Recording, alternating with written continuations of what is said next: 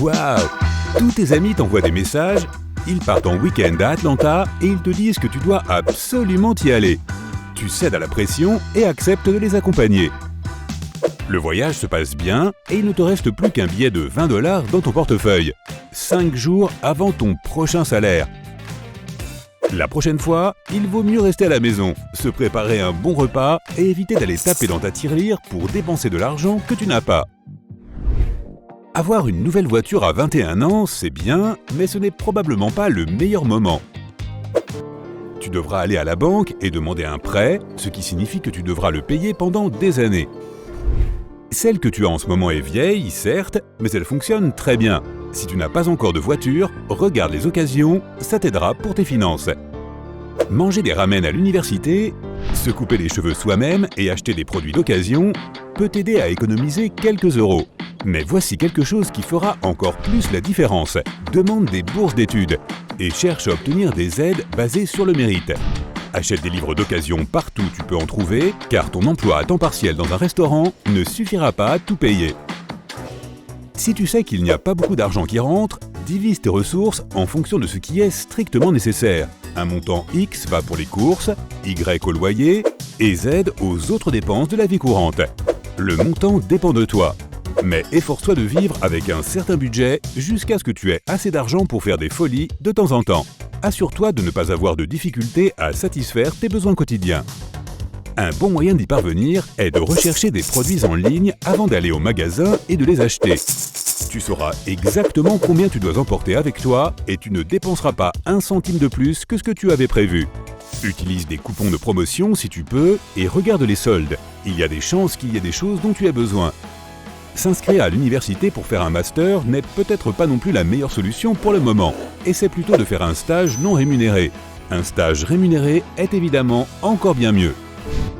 Tu te sens déprimé un samedi et tu te dis que tu ferais bien une séance de shopping. Cela t'a déjà réussi dans le passé. Mais aujourd'hui, payer le loyer est peut-être plus important que d'avoir de nouveaux vêtements. Alors économise ces quelques centaines d'euros et dépense plutôt 1 ou 2 euros pour une glace au parc. Car même si tu rentres chez toi avec 5 nouvelles chemises, tu ne te sentiras pas mieux et en plus, tu seras beaucoup moins riche. Supposons que ton frigo tombe en panne demain.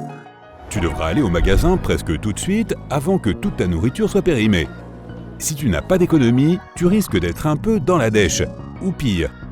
Prévois un bocal pour mettre quelques euros chaque mois, autant que tu peux en épargner. Après quelques mois, tu seras prêt pour toutes ces éventuelles dépenses d'urgence. Si tu vis toujours chez tes parents, rester avec eux un peu plus longtemps pourrait t'aider à économiser de l'argent. Tu leur tiendras compagnie et tu les aideras dans les tâches ménagères. En retour, tu auras un endroit où vivre, au moins jusqu'à ce que tu sois prêt à déménager. Tu veux une maison avec 3 chambres et un magnifique jardin pour pouvoir fonder une famille?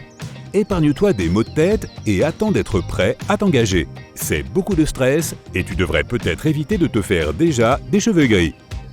Déménager sans avoir d'économie impliquera sans doute que ton nouvel appartement ne sera pas aussi accueillant que tu le voudrais. Tu n'auras pas assez d'argent pour acheter des meubles et tu finiras par devoir installer ta télé par terre. Si tu as une télé, bien sûr. Vivre avec des amis semble être une idée amusante. Assure-toi simplement qu'ils ne te laisseront pas tomber. Signer un bail pour une maison avec quelqu'un signifie que tu vas devoir partager le loyer. Et si ton ami n'a pas assez d'argent, c'est vers toi que se tournera le propriétaire. Ton copain pourrait te demander de t'emprunter de l'argent. Si tu sais que tu en auras besoin dans 2 semaines, ne le fais pas. Tu éviteras ainsi d'avoir à frapper à sa porte quelques jours plus tard pour lui demander de te rendre l'argent. Tu peux tout aussi bien résilier ton abonnement à une plateforme de streaming si tu n'as pas assez de moyens. Oh, et les données sur ton téléphone. Tu n'en utilises même pas la moitié.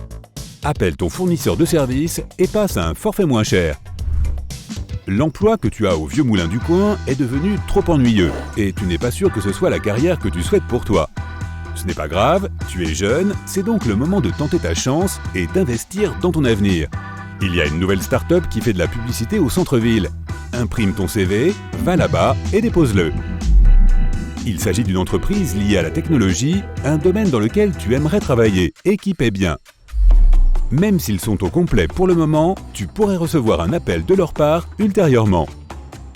Sache ce que tu vaux quand tu acceptes un nouvel emploi. Prends ton courage à deux mains et va dans le bureau de ton patron pour parler argent. En général, il y a une certaine marge de manœuvre pour négocier ton salaire. N'aie pas peur de demander des augmentations de salaire. Tu as aussi le droit de vouloir apposer ton nouveau titre sur ton CV. Lorsque tu seras enfin installé, tu pourras investir ton argent. La bourse ne convient pas à tout le monde et les marchés financiers peuvent parfois être cruels. Renseigne-toi sur l'argent et les placements. Parfois, prendre un risque et investir dans ta société préférée peut signifier que tu feras beaucoup de bénéfices plus tard si tu donnes suffisamment de temps au temps. Fais des recherches avant d'investir et fais-le de manière responsable. Ne fais pas trop de folie avec les cartes de crédit. Les banques examinent la note de crédit pour décider si tu peux recevoir un prêt ou non. Et si tu n'es pas sérieux, tu n'auras rien. Garde tes dépenses au minimum et n'achète que des choses que tu peux te permettre. Une nouvelle tablette pour ton travail pourrait peut-être t'être utile.